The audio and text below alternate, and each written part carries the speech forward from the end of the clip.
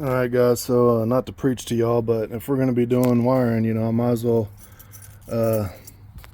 mention you're going to want to beef up your grounds. It's a good idea. It's just as likely it's your grounds that are going than your motors or whatever you're trying to power. So it's always a good idea to start there. It's free, or the O-ring connectors are cheap.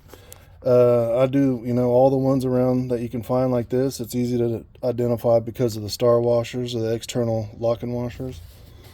Cut them back until they're not green or corroded and whatever.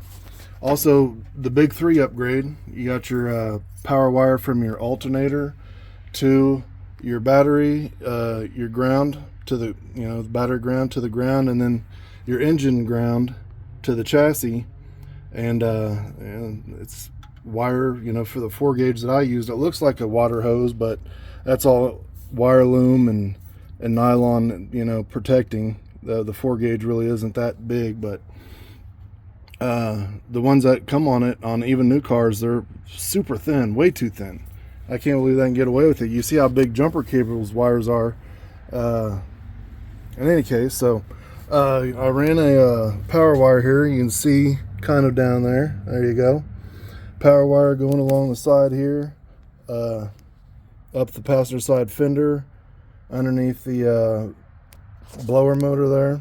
There's a hole down there that's easy to get out, so I drilled a hole from the inside out and ran the power wire through there. Again, 4 gauge. And then I ran that to this fuse panel here. Now you don't need, this is 10 spots. I'm running heated seats and some other things, an inverter or whatnot, but you can get away with just 3, or I guess it'd probably be 4. And yeah, so from the battery, we got the 4 gauge here. Then I'm running 10 gauge to each of the doors and then to the tailgate. And I think I got a piece of, yeah, here we go. So you see here, even though it looks like a huge wire, this is how big, cross section of that 4 gauge. It's really not that big. I'd recommend going with it. It's about it's a little under $2 a foot for 10 marine grade OFC. So we got that. Then from there you run it to each door and to the tailgate. On the tailgate, wiring comes in through the driver's side, so that's why I ran it over there and then underneath the threshold of that. And then we'll go back there and I'll show you how that is. Now the relays didn't help me on this. I mean, I'm sure it didn't hurt, but if you can see here, it isn't much faster. I cleaned up the regulator and added new weather stripping, and hell, it didn't even want to go. And I don't have a problem with the battery right now. It might be alignment, I don't know. I'm switching to the direct drive.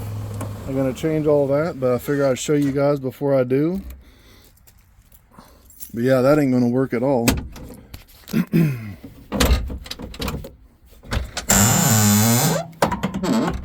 Alright, so here's the relays I added. This green wire here is the new power wire. This is going to the 87. The 87A is removed because this is you see here, this is a common ground window motor.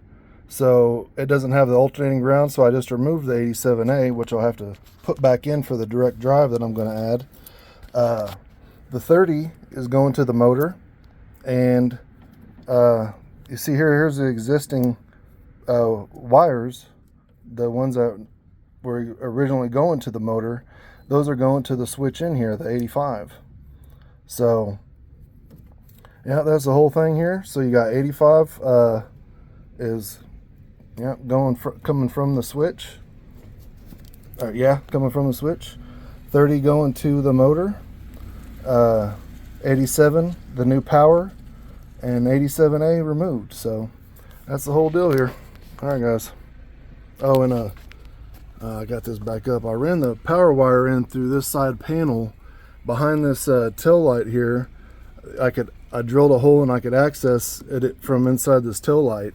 Then I ran it down through here, added new wire loom, and rewired the whole thing here with a new ground and power. So that's it.